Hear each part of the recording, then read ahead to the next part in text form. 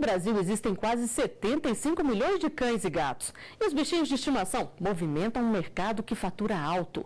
Só em 2015 foram cerca de 18 bilhões de reais. Os donos procuram um tratamento de primeira, mas nem sempre é o que acontece. Quais são os direitos dos proprietários de animais e o que eles podem esperar de clínicas veterinárias, pet shops e companhias de transporte? É o que você vai ver agora no nosso programa que está começando.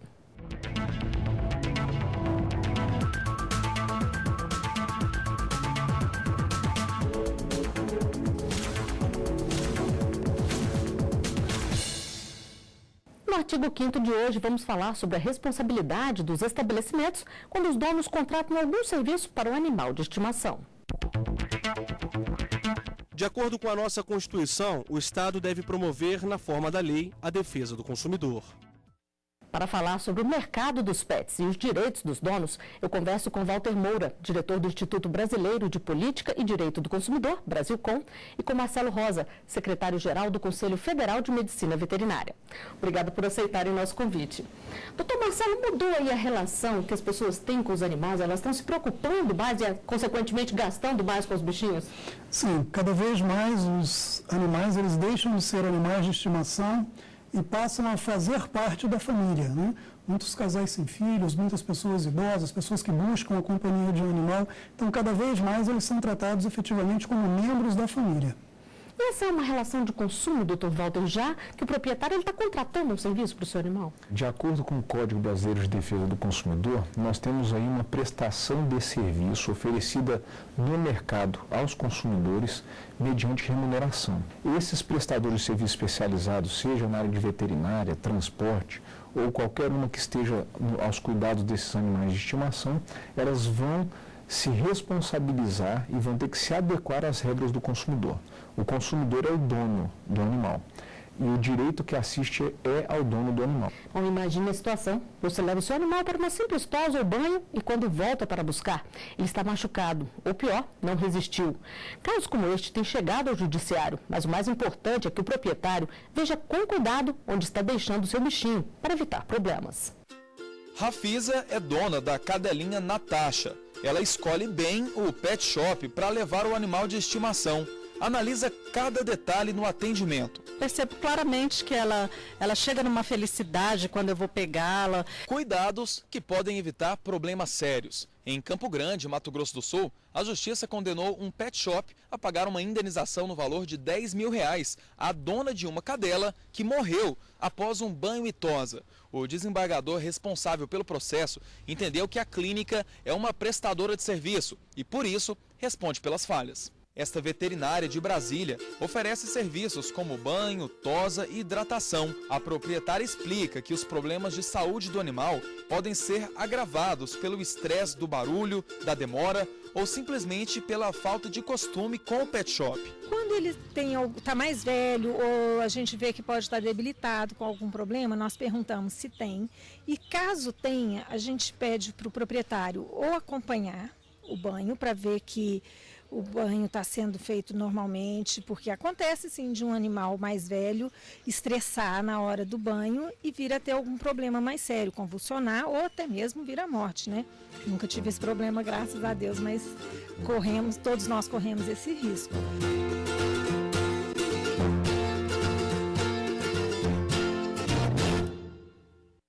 Doutor Walter, o que caracteriza a responsabilidade do estabelecimento num caso de dano ao animal? Tudo que um fornecedor normal se responsabiliza, esses prestadores vão se responsabilizar. A diferenciação talvez esteja na normatização técnica, que o doutor Marcelo pode falar melhor do que eu. Existe uma especificidade nesse serviço que vai dever ser cumprida tanto pelo estabelecimento quanto pelos profissionais a ele vinculados, que é essa especialidade, por exemplo, da clínica veterinária ou do transporte aéreo, de zelo, por exemplo, com equipamentos ou com algum tipo de proteção especial para o animal. Então, essas obrigações, todas elas, se descumpridas e gerarem dano material ou moral ao dono do animal, podem gerar responsabilidade para o âmbito do Código de Defesa do Consumidor, claro que se comprovada. Doutor Marcelo, quais são essas regras específicas que têm que ser cumpridas? Nós temos, primeiro, uma classificação que é dada pela Resolução 2015-2012 do Conselho Federal, para o que diz respeito aos estabelecimentos médico-veterinários em si. Nesse ponto, nós temos uma diferenciação bastante clara entre o que são hospitais, o que são clínicas e o que são consultórios. Então, essa é a primeira coisa que a gente precisa pensar quando a gente busca um serviço de saúde veterinário. Os hospitais, eles obrigatoriamente têm todos os setores necessários, um setor de atendimento, um setor de diagnóstico, um setor cirúrgico, um setor de internação, obrigatoriamente funcionamento 24 horas com o médico veterinário durante todo o período. A clínica, a ela é facultativo esse funcionamento 24 horas. Entretanto, se a clínica funciona 24 horas, durante todo o tempo de funcionamento é obrigatória a presença de um médico veterinário. Já os consultórios são estabelecimentos para procedimentos simples, como consultas, vacinas, curativos, aplicação de medicamentos, proibido rotina cirúrgica, é proibido internação. Em relação aos pet shops, existe uma outra normatização, então o Conselho tem uma resolução que diz que esses estabelecimentos, eles obrigatoriamente, eles têm um médico veterinário como responsável técnico, então ele tem que efetivamente exercer essa função, senão ele pode sofrer sanções por algum problema que possa haver com os animais, com os humanos e até com o meio ambiente em função da sua não atuação. E além disso, quais são as dicas para os proprietários? O que eles devem observar bem antes de deixar o seu animalzinho? No caso de locais onde se faça serviços de banho e tosa, é importante avaliar se você tem contato visual de alguma maneira, se há algum vidro que permita que você, quando chegue, veja como esses animais estão sendo tratados. Muitos hoje já possuem sistemas de câmera que até da sua casa você consegue ver como o seu animal está sendo tratado, como ele fica enquanto espera, né? E também como são aí as instalações onde esse animal fica antes e depois desses procedimentos. É direito do consumidor, doutor Walter, pedir para poder conhecer todo o estabelecimento ali antes de deixar o seu bichinho? É um direito básico do consumidor ter acesso às áreas que não são restritas desse estabelecimento, até porque é a partir desse acesso que você vai poder medir a qualidade e exercer o seu direito quase que sagrado de escolha. A escolha do consumidor, ela só é garantida se ele tem acesso a essa estrutura, a essa infraestrutura. Eu só acrescentaria que, em algumas hipóteses, você pode também pesquisar nos sites dos tribunais locais se aquele estabelecimento não é alvo de ações em juizados especiais de pequenas causas ou na justiça comum. Esse é um bom critério, porque uma empresa muito demandada juridicamente, ela pode já apresentar um sinal de que não é uma empresa que eu queira levar o animal. Que vários problemas estão acontecendo. É um critério bastante relevante. Ou então buscar no PROCON da sua cidade ou do seu estado se existem reclamações registradas contra aquela empresa, porque afinal você vai confiar a vida do animal, a saúde do animal a esse estabelecimento. Doutor Marcelo, o senhor estava falando aí da resolução, existe alguma punição para quem não cumpre tudo isso que está estabelecido? Sim, tanto para o estabelecimento quanto para o médico veterinário, que é o responsável técnico. Além das multas a que o estabelecimento está sujeito, esse profissional também ele está sujeito a ser notificado e a responder um processo ético profissional por não estar exercendo a sua profissão dentro das normas emanadas pelo Conselho Federal de Medicina Veterinária. Esse ponto é interessante porque essas sanções elas dizem respeito ao campo do direito administrativo. Essa sanção ela vai ter processo administrativo em que o profissional e o estabelecimento vão se defender. No final, eles podem sofrer várias sanções que vão desde multas pecuniárias até o fechamento do estabelecimento ou a suspensão e até a cassação do registro do profissional. E normalmente ela é feita pelo Conselho e também por alguns órgãos públicos de vigilância. Além disso, os PROCONs também têm uma competência concorrente para verificar se ali não existe infração à norma do consumidor. E aí já é outro campo que não se confunde com esse da vigilância sanitária. E, além disso, ele pode ser responsabilizado na esfera patrimonial, na justiça comum, que é no chamado direito civil, ou direito do consumidor, vai depender de qual vai ser a ação, aí sim é que vai vir aquela condenação que é o juiz quem faz a condenação. Na reportagem que vocês assistiram agora há pouco, a Justiça determinou uma indenização para a proprietária da cadelinha que morreu. Mas como é definido esse valor? Esta é a dúvida de um telespectador. Vamos ver. Como é determinada a indenização quando o animal morre ou sofre algum problema no pet shop? Doutor Walter, o que é levado em consideração na hora de determinar uma indenização desse tipo, já que, como a gente falou aqui, o animal é alguém quase da família, né? São duas categorias de dano que o juiz pode acumular, pelo menos. A primeira é o conhecidíssimo dano moral. O dano moral ele não tem critério fixo. Os critérios mais conhecidos da doutrina, dos livros e da jurisprudência que os tribunais têm nos orientado, dizem respeito com a gravidade e excepcionalidade do que aconteceu, as circunstâncias, a capacidade econômica da empresa e alguns outros detalhes que podem aumentar a dor do dono do animal. Por exemplo, se houve alguma coisa muito extravagante, uma falta de cuidado que realmente é bastante condenável. Esse dano não precisa de prova, ele é um dano que você vai alegar e o magistrado vai, com base no que ele tem de experiência, fixar e ele é livre para fixar. No entanto, existe o dano material. O dano material, por exemplo, para a hipótese de morte, ele vai considerar, por exemplo, o valor econômico da apreciação do animal, porque o animal, querendo ou não, ele tem, diferentemente do ser humano, ele tem lá, por exemplo, o preço para você adquirir um outro animal em que pese ser insubstituível para várias famílias. Mas existe a possibilidade de você fixar um valor pecuniário que vai ser correspondente, por exemplo, aos gastos que você teve, ao valor equidistante do patrimônio diminuído, porque esses animais eles têm valores, e, por final, se houver algum outro gasto extravagante, esse gasto vai ser reembolsado, mas o dano material depende de prova de desembolso, diferentemente do dano moral. São essas as categorias de danos e os critérios que o magistrado costuma fixar. Dano material sem prova não é admissível no direito brasileiro. Doutor Marcelo, existe risco numa simples tosa ou banho, ou quando acontece um incidente aí, é porque houve algum tipo de irresponsabilidade de quem estava tratando do animal? O Conselho Federal de Medicina Veterinária, ele determina que esses estabelecimentos tenham manuais de boas práticas, cuja confecção deve ser supervisionada por um médico veterinário. Então, eles têm os procedimentos descritos, né? Então, o que é necessário é que se siga essas medidas que são ali colocadas e que o médico veterinário tem toda a condição de acompanhar a sua execução. Então, quando se deixa, por exemplo, um animal sozinho numa mesa com risco de correr e ficar enforcado pela coleira, quando o animal se assusta com barulho e ele não está no local adequado, todas essas possibilidades, houve previsão de maneiras de mitigá-las quando se criaram esses manuais. Então, é fundamental que todos esses passos sejam seguidos para que isso não ocorra. E nós vamos a um rápido intervalo. Artigo 5º, volta já.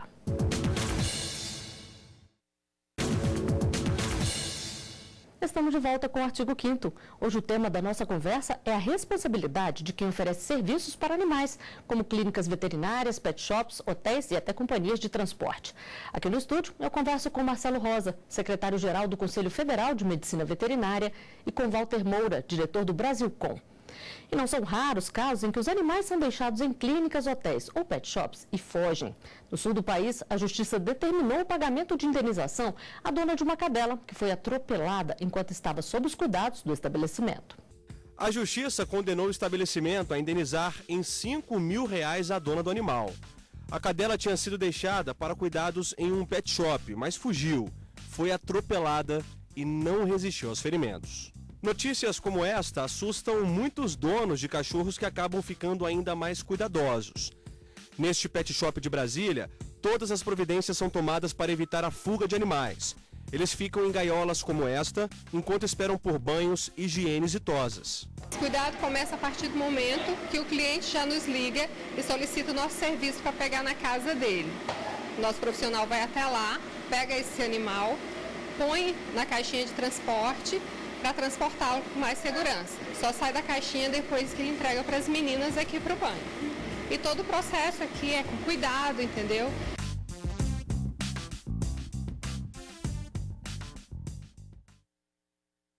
Doutor Walter, no caso da reportagem, o animal infelizmente morreu. Mas o estabelecimento ele pode ser condenado, mesmo que seja uma simples fuga? Se causou algum dano ali, já tem motivo para condenação?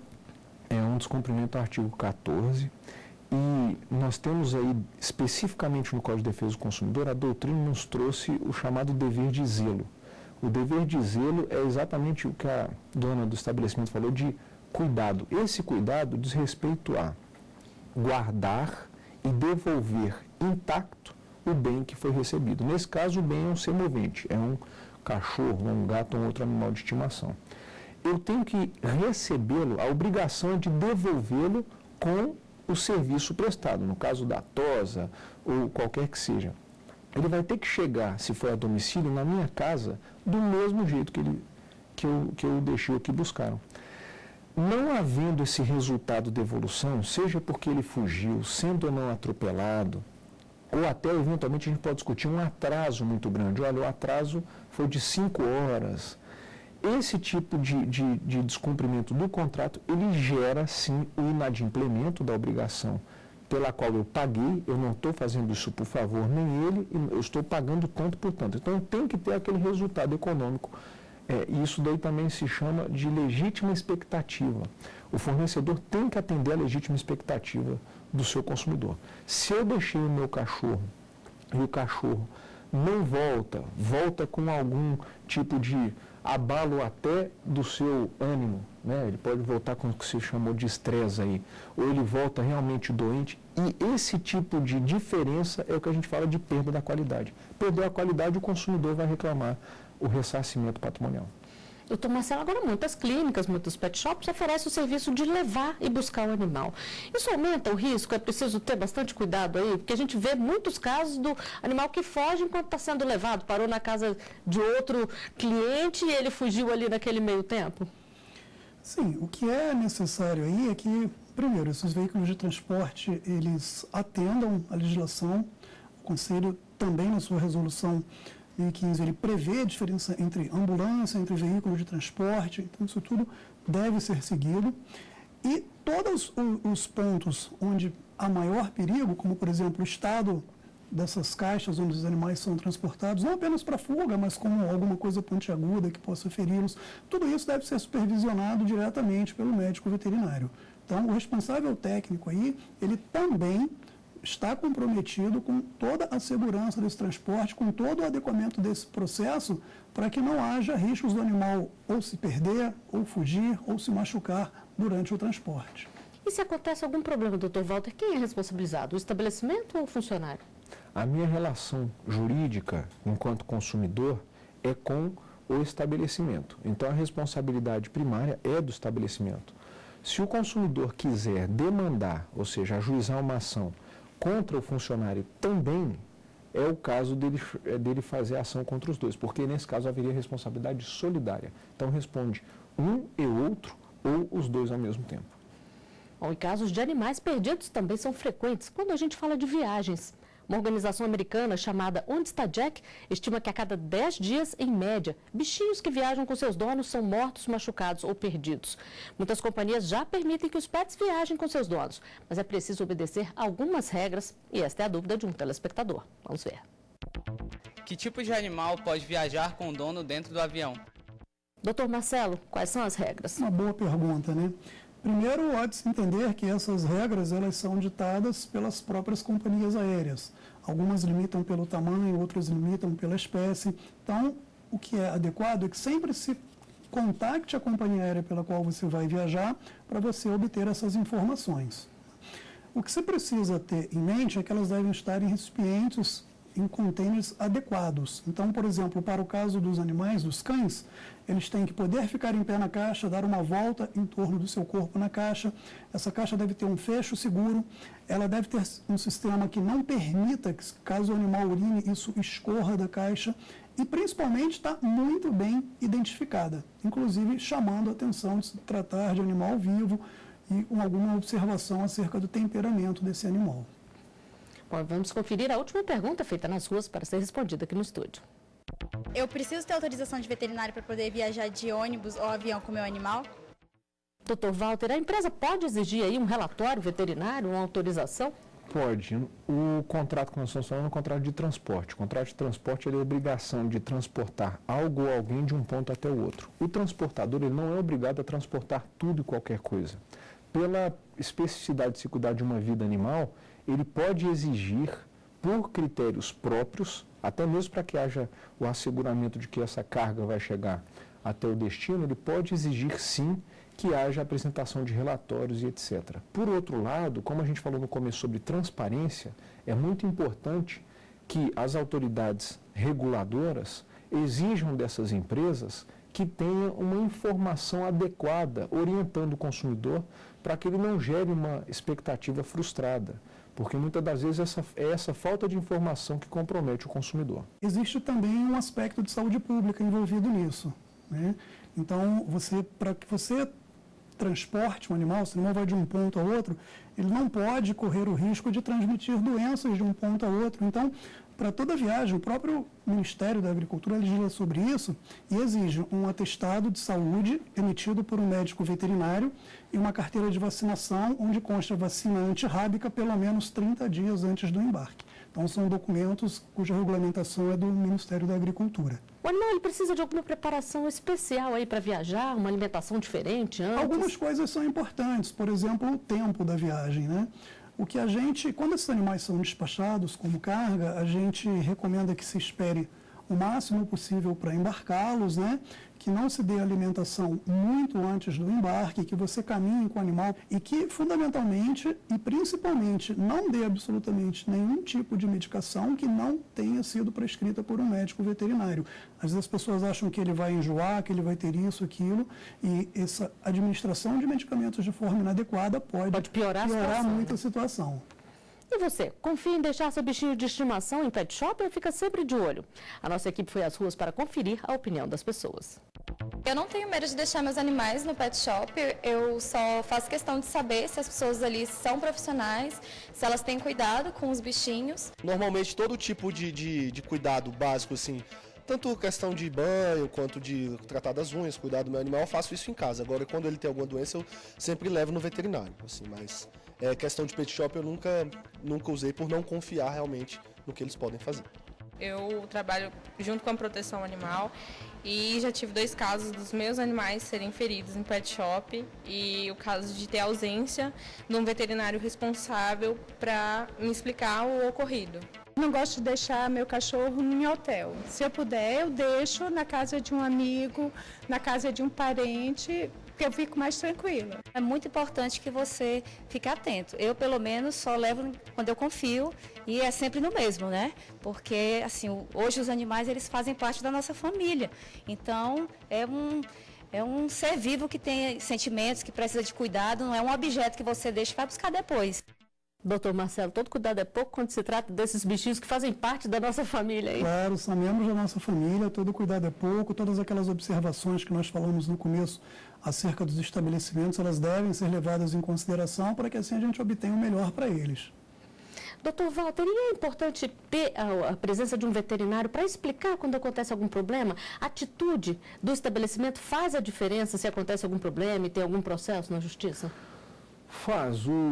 Há um dever muito claro que corresponde ao direito básico do consumidor que está no artigo 6º do Código, no tocante ao direito que cada cidadão tem, quando contrata um profissional, um estabelecimento, de receber a informação adequada, clara e precisa sobre o que ele está contratando.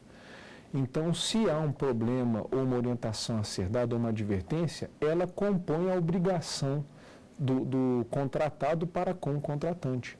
Então, isso vai ser levado em consideração. Esses protocolos que o Dr. Marcelo falou, relativos com o que eu vou seguir dentro da clínica ou não, o código não tem protocolos específicos, mas ele proclama essa obrigação de informar ostensivamente e, mais importante, em bom português. Eu tenho que sair de lá sabendo o que eu vou fazer e como que eu vou fazer. Se isso não é uma informação que me foi passada, o serviço não foi prestado e aí nasce o litígio, nasce a briga na justiça. Doutor Marcelo, e existem fiscalizações periódicas nesses estabelecimentos, até para ver se eles estão cumprindo com tudo que é determinado? Todos os estabelecimentos que são registrados nos conselhos regionais de medicina veterinária, eles sofrem fiscalização, né? Cada conselho regional tem autonomia para dizer como vai ser a sua fiscalização. Eles fazem rodízio, mas efetivamente todos eles são fiscalizados. E, além disso, existe a fiscalização sob demanda. Quando ocorre uma denúncia ao Conselho Regional de cada estado, ele encaminha o seu corpo funcional, seus fiscais, até o estabelecimento, para que ele faça um laudo circunstanciado e possa avaliar se está ocorrendo algo ali. Bom, e com essas informações, o artigo 5º chega ao final. Doutor Marcelo, doutor Walter, eu agradeço muito a presença de vocês aqui e eu agradeço também pela sua companhia. Para rever estes e outros programas, acesse o nosso site tvjustiça.jus.br. E se quiser sugerir um tema, é só enviar um e-mail para artigo5@stf.jus.br. Até a próxima semana.